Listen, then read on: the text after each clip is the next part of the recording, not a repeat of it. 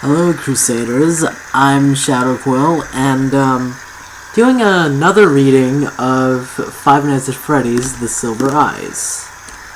This time around, it's gonna be rain sounds. Pretty simple. Played from my phone this time, because all the other times I tried to play it, it kinda glitched out, started lagging. Well, let's get back into it.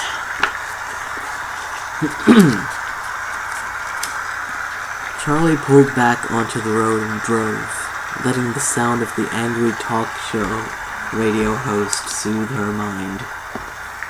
When she reached the restaurant, Charlie pulled into the lot and stopped, but did not park. The front of the diner had a long picture window all across it, and she could see right inside. Though she had not seen them for years, it took her only a moment to spot her friends through the glass. Jessica was easiest to pick out from the crowd.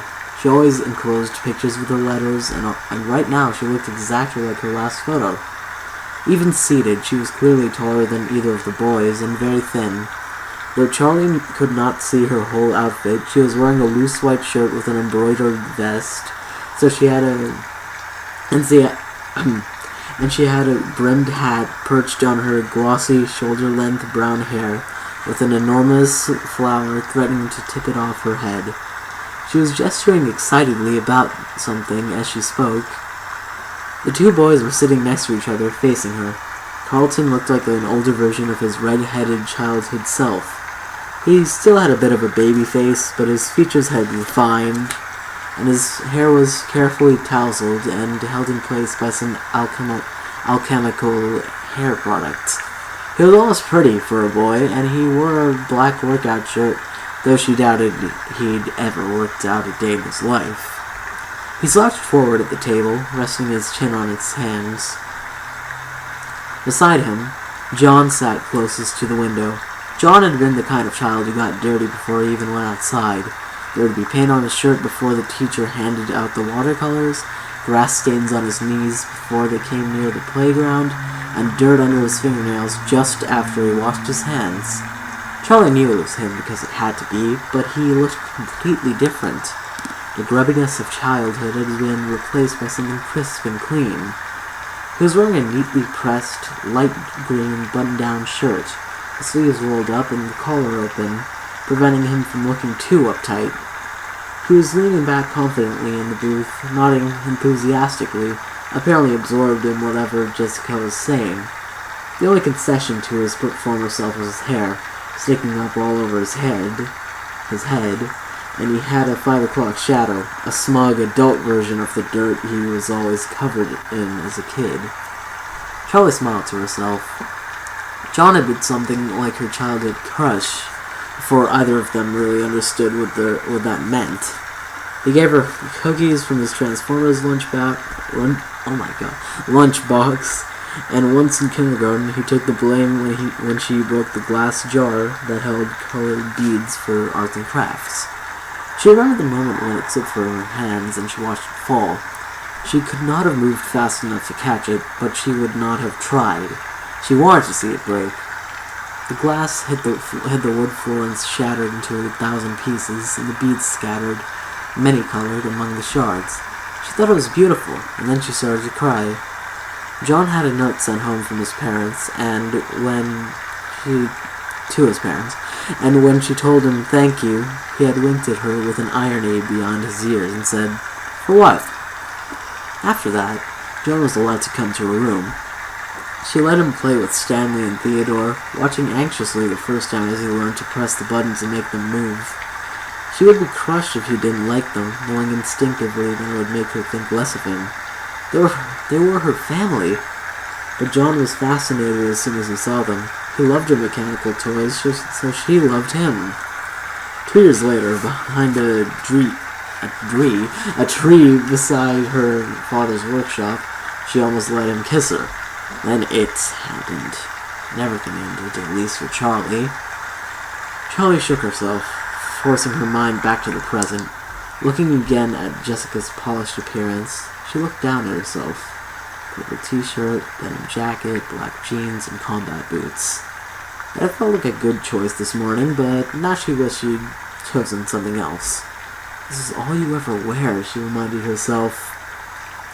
She parked and walked the car behind her, even though people in Hurricane did not usually lock their cars. Then she went into the diner to meet her friends for the first time in 10 years. The warmth, noise, and light of the restaurant hit her in a wave as she entered. For a moment she was overwhelmed, but Jessica saw her pause in the doorway and shouted her name. Charlie smiled and went over. "Hi," she said awkwardly, flicking her eyes at each of them, but not fully making eye contact. Jessica scooted over on the red vinyl bench and patted the seat beside her. I was about to say next to her, but that was wrong. "Here, sit," she said. "I was just telling John and Carlton about my glamorous life." She rolled her eyes as she said it, managing to convey both self-deprecation and a sense that her life was truly something exciting. "Did you know Jessica lives in New York?" Carlton said. There was something careful about the way he spoke, like he was thinking about his words before he formed them. John was silent, but he smiled at Charlie anxiously. Jessica rolled her eyes again with a flash of déjà vu. Charlie suddenly recalled that this had been a habit even when they were children. 8 million people live in New York, Carlton. It's not exactly an achievement, Jessica said. Carlton shrugged. "I've never been anywhere," he said. "I didn't know you still lived in town," Charlie said. "Where else am I gonna live? My family has been there since 1896, he added, deepening his voice to mimic his father. "Is that even true?" Charlie asked. "I don't know," Carlton said in his own register. "Could be. Dad ran for mayor 2 years ago. I mean, he lost, but still, who runs for mayor?" He made a face. "I swear, the day I turn 18, I am out of here." "Where are you gonna go?" John asked, looking seriously at Carlton. Carlton met his eyes, just as serious for a moment. Abruptly, he broke away and pointed at the window, closing one eye as if to get his aim true. John raised an eyebrow as he looked out the window, trying to follow the line Carlton was pointing to. Charlie looked too. Carlton wasn't pointing at anything. John opened his mouth to say something, but Carlton interrupted. "Or," he said as he smoothly pointed in the opposite direction. "Okay." John scratched his head, looking slightly embarrassed. "Anywhere, right?" he added with a laugh. "Where's everyone else?" Charlie asked, peering out the window and searching the parking lot for new arrivals. "Tomorrow," John said. "They're coming tomorrow morning." Jessica jumped in to clarify. "Mama's bringing her little brother. Can you believe it? Jason?" Charlie smiled. She remembered Jason as a little bundle of blankets with a tiny red face peeking out. "I mean, who wants a baby around?" Jessica adjusted her hat primly. "I'm pretty sure it's not a baby anymore," Charlie said, stifling a laugh. "Practically a baby," Jessica said. "Anyway, I booked us a room at the motel down by the highway. It was all I could find. The boys are staying with Carlton." "Okay," Charlie said. She was vaguely impressed by Jessica's organization, but she wasn't happy about the plan. She would loathe to share a room with Jessica, who now seemed like a stranger. Jessica had become the kind of girl who intimidated her, polished and immaculate, speaking as though she had everything in life figured out. For a moment, Charlie considered going back to her old house for the night, but as soon as she thought it, the idea repelled her. That house at night was no longer the province of the living. Don't be dramatic," she scolded herself. But now John was speaking. He had a way of commanding attention with his voice, probably because he spoke less often than everybody else. He spent most of his time listening, but not out of reticence. He was gathering information, speaking only when he had wisdom or sarcasm to dispense. Often it was both at once. Does anyone know what's happening tomorrow?" They're all silent for a moment, and the waitress took the opportunity to come over for their order. Charlie flipped quickly through the menu, her eyes not really focusing on the words. Her turn came to order Her turn to order came much faster than she was expecting, and she froze. Eggs, she said at last. The woman's hard expression was still fixed on her, and she realized she hasn't finished. Scrambled, wheat toast, she added, and the woman went away. Charlie looked back down at the menu. She hated this about herself. She was caught off guard. She seemed to lose all ability to act or process what was going on around her. People were incomprehensible, their demands alien. Ordering dinner shouldn't be hard, she thought. The others had begun their conversation again, and she turned her attention to them, feeling like she had fallen behind. What do we even say to his parents? Jessica was saying. Carlton, do you ever see them? Charlie asked. Not really, he said. Around, I guess. Sometimes. I'm surprised they stayed in Hurricane, Jessica said with a note of worldly disapproval in her voice. Charlie said nothing, but she thought, how could they not? His body had never been found. How could they not have secretly hoped he might come home, no matter how impossible they knew it was? How could they leave the only home Michael knew? It would mean really, finally giving up on him. Maybe that was what this scholarship was, an admission that he was never coming home. Charlie was acutely aware that they were in a public place where talking about Michael felt inappropriate. They were, in a sense, both insiders and outsiders. They had been closer to Michael, probably, than anyone in this restaurant, but with the exception of Carlton, they were no longer from Hurricane. They did not belong. She saw the tears falling on her paper placement before she felt them, and she hurriedly wiped her eyes, looking down and hoping no one had noticed. When she looked up, John appeared to be studying his silverware, but she knew he had seen. She was grateful to him for not trying to offer comfort. John, do you still write? Charlie asked.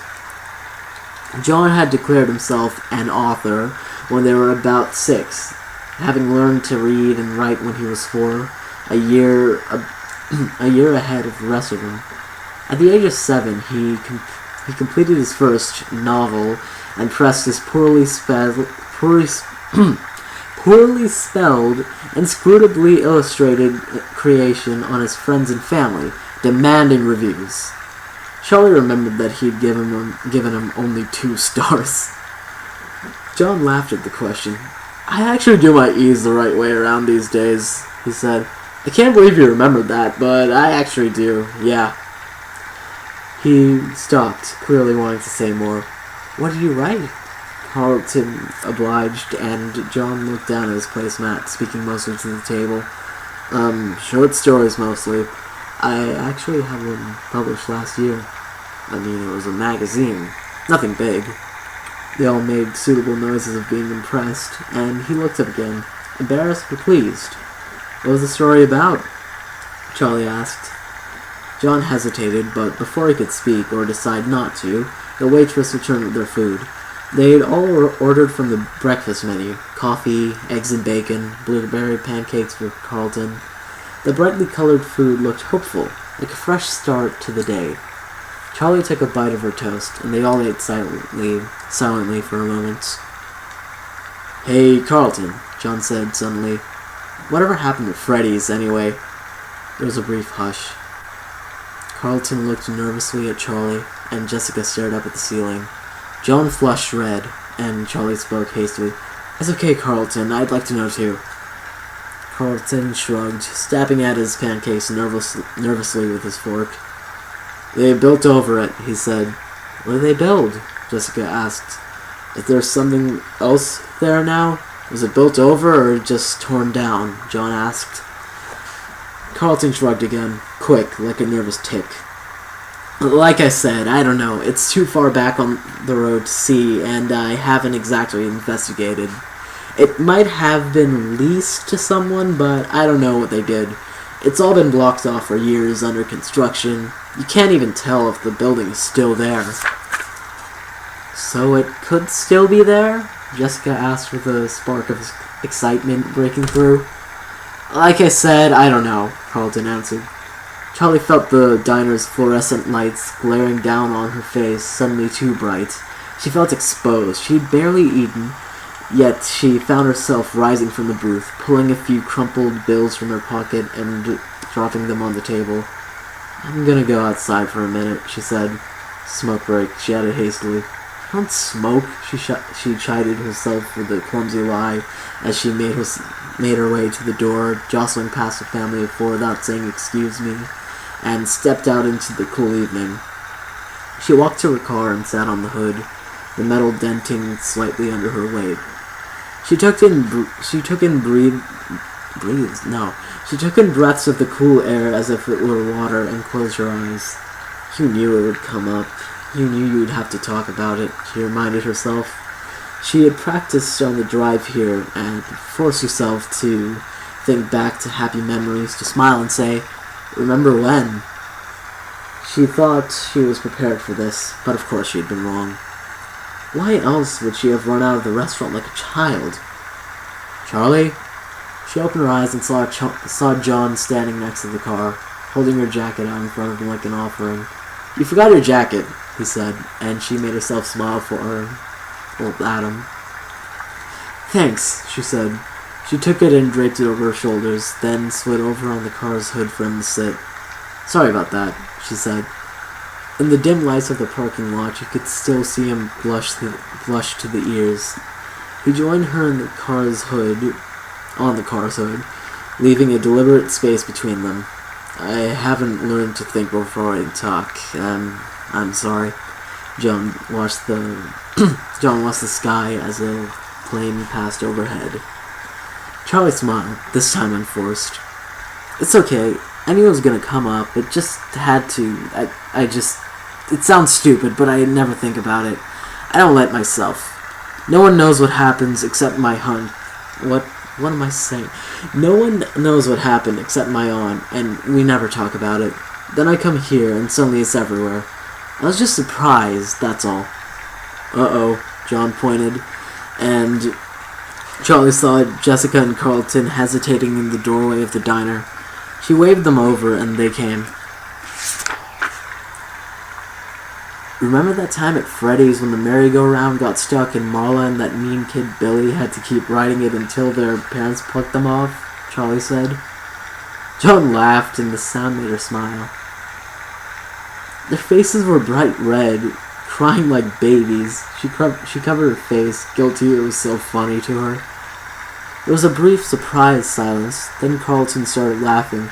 Then Marla puked all over him. "Sweet justice," Charlie said. "Actually, I think it was nachos," John added. Jessica wrinkled her nose. "So gross. I never wrote it again, not after that." "Oh, come on, Jessica, they cleaned it," said Carlton. "I'm pretty sure kids puked all over that place. Those wet floor signs weren't there for nothing. Right, Charlie?"